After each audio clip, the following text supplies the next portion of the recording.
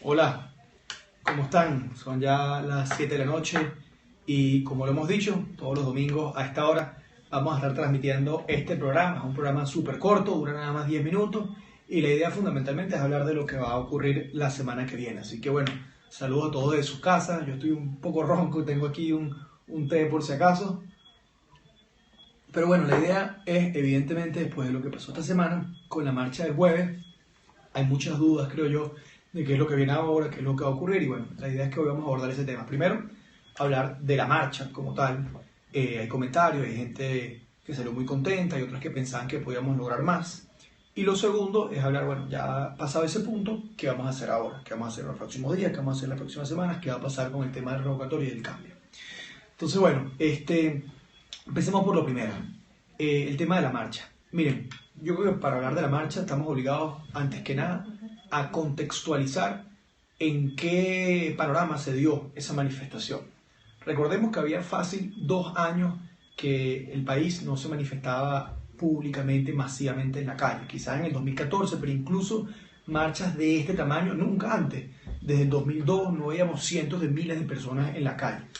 No solamente eso, sino que el contexto político, evidentemente, la crisis económica que estamos viviendo, bueno, nunca había sido igual y nunca había habido una marcha en ese contexto. Además, está el tema del miedo. Luego del 2014, ustedes saben que la represión ha venido aumentando y no habían habido manifestaciones masivas y todo lo contrario, había una represión permanente, una persecución constante y bueno, eso también es parte del contexto, ¿no? Entonces, en ese panorama, fíjense, se dio esta marcha. Salieron cientos de miles de personas.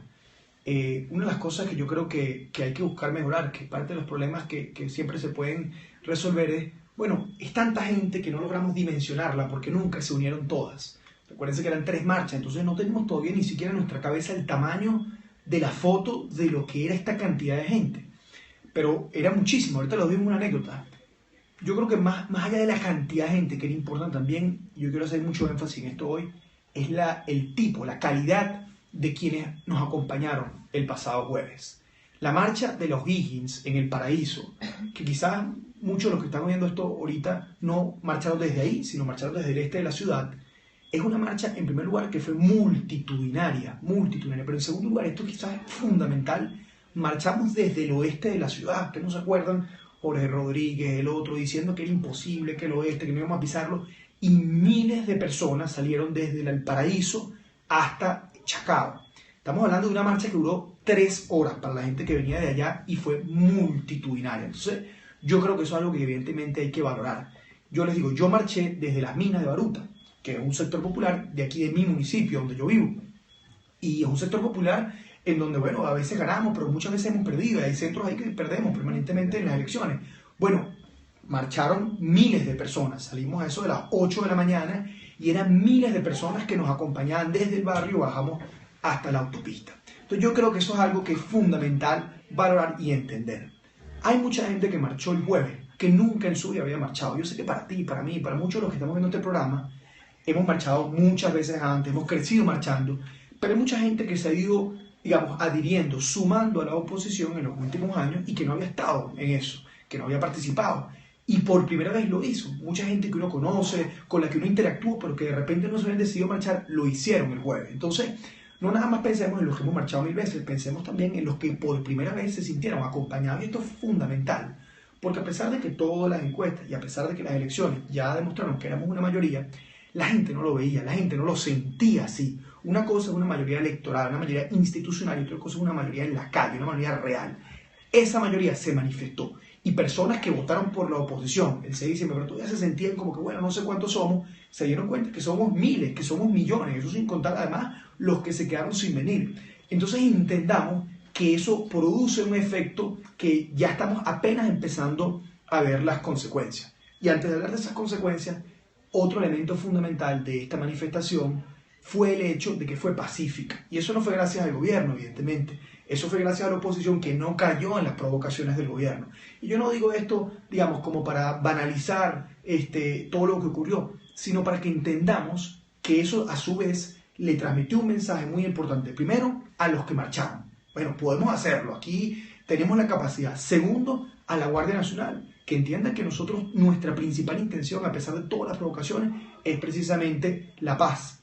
Y también a la comunidad internacional, que se desmontó todo ese cuento, todo ese parapeto del golpe de Estado, que si hay unas bombas, todo eso se cayó una vez más. Maduro quedó como un pendejo, y me disculpan la palabra, y bueno, eso tiene un valor, ¿no? Ahora, ¿cuáles son un poco los efectos de esto para que entendamos la importancia de habernos visto en la cara de millones de personas? Bueno, lo de Nueva Esparta. Ustedes vieron lo que ocurrió ahí el viernes en la noche. Maduro fue a una inauguración de una vivienda y la gente lo recibió a punta de cacerolazo. Tuvo primero que esconderse en una casa para transmitir desde ahí la cadena, y luego cuando salió la gente lo recibió cacerolazo limpio igual. Eso quizás no hubiese ocurrido hace unos días, eso quizás no hubiese ocurrido una semana. Ocurre ahorita porque la gente se siente envalentonada, la gente está clara de que tenemos el derecho, de que somos mayoría y no podemos permitir que un pequeño grupo de gente se nos imponga. Entonces, eso es un resultado desde ya de la marcha.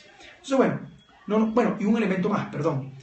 La marcha chavista fue un absoluto fracaso, y eso es importante, Evidentemente ellos con sus medios van a intentar vender que fue un éxito y la nuestra fue un fracaso y tal, pero la gente, mira, el sol no se puede tapar con un dedo. Quienes fueron para allá, quienes viven en los alrededores, ellos mismos del gobierno, los ministros, saben que ahí no había gente. Eso desmoraliza. Uno no puede mentir permanentemente. Bueno, hay unos que sí, pero eso desmoraliza a la tropa. Se dan cuenta que están quebrados y fíjense la actitud. Las fotos que uno ve son fotos, bueno, el carómetro ahí es clarito de que están fracasando, de que están derrotados. Ahora, ya para hablar de qué viene ahora. Bueno, ¿qué fue entonces el principal logro de la marcha?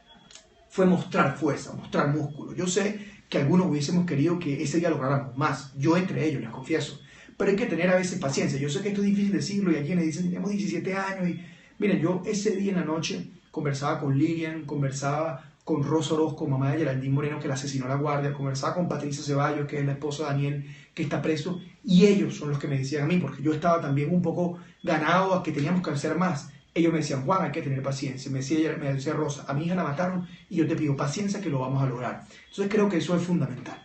Ahora, ya mostramos el músculo que tiene. Esta semana vamos a tener manifestaciones en todos los CNEs a nivel nacional, en toda la ciudad. Ya no vamos a tener ese problema, la gente viniendo para acá. La semana que viene, el 13, el Consejo Nacional Electoral debe dar las condiciones para la recolección del 20%. Cuántas máquinas, etc. Eso es fundamental.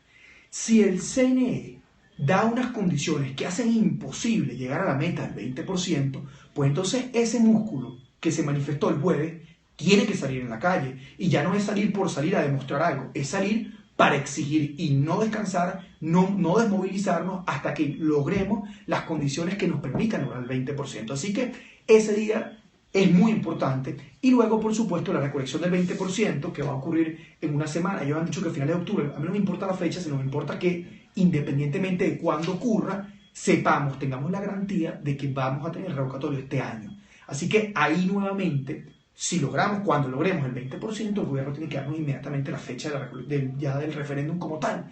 Y si no la da, ese mismo músculo tiene que manifestarse. Entonces, para resumir y responder algunas preguntas, es fundamentalmente eso. El CNE ya sabe, el gobierno sabe, la comunidad internacional sabe, las Fuerzas Armadas, todos saben que hay, el Tribunal Supremo de Justicia, que hay millones de personas dispuestas a salir a la calle en contra de cualquier riesgo, de cualquier obstáculo, hasta lograr el cambio político. Y si ellos se equivocan, si ellos se resbalan, si ellos nos siguen a nosotros viendo la cara, y me disculpan nuevamente, de pendejo, pues se van a encontrar con ese gentío resteado, dispuesto a lograr el cambio. Dicen que la MUD negoció el revocatorio para el 2017. ¿De qué sirve una manifestación masiva si no es sostenida y desafiante? Lo segundo es muy importante. Voy con el primero para entrar. No negociamos nada. A mí no me interesa. Yo no tengo ningún interés en un referéndum en el 2017. Eso no es negocio para mí ni para nadie. Nosotros necesitamos salir del gobierno este año. A mí no me importa. Para mí ni siquiera es que se vaya Maduro. Yo he dicho esto varias veces. Es que se vayan todos los que sostienen a este sistema y nos permitan cambiar las cosas. Así que es fundamental que el revocatorio sea este año, absolutamente necesario, existencial para nosotros. Ahora, yo estoy de acuerdo en que la manifestación tiene que ser sostenida y desafiante. Mi punto es, o el punto que tenemos que entender, aunque para mí también fue difícil, es que el primero no era ese día definitivo, era el comienzo de una nueva etapa y así lo dijimos. y que el gobierno ahora sabe, como les decía yo hace un minuto, que si se equivocan, ahí sí tendrá que ser desafiante, ahí sí tendrá que ser sostenida, ahí sí no podrá ser hasta una hora y luego irnos a nuestra casa para ver televisión. Si el gobierno no nos da las condiciones que tiene que darnos para el 20% y no da la fecha del revocatorio para este año, ahí sí, sépanlo muy bien quienes nos estén viendo acá de la oposición y del gobierno, que la protesta será indefinida hasta que logremos el cambio. De eso se trató el 1 de septiembre, de eso se trata esta nueva etapa de lucha. Sentámonos motivados, sentámonos valientes, sentámonos mayoría. Hoy la realidad es distinta. Yo he conversado con miles de personas por las redes sociales y todos están convencidos hoy de que vamos a lograr el cambio. Así que quienes no estén convencidos, vamos a convencernos porque lo vamos a hacer y eso depende, como siempre lo hemos dicho aquí, de cada uno de nosotros. Muchísimas gracias por acompañarnos y nos vemos el próximo domingo a las 7 de la noche. Recuerden nuestras redes sociales en Twitter, @JuanAndrés Mejía, en Instagram, @JuanAndrés Mejía y en Facebook, Juan Andrés Mejía. Muchísimas gracias, nos vemos el domingo.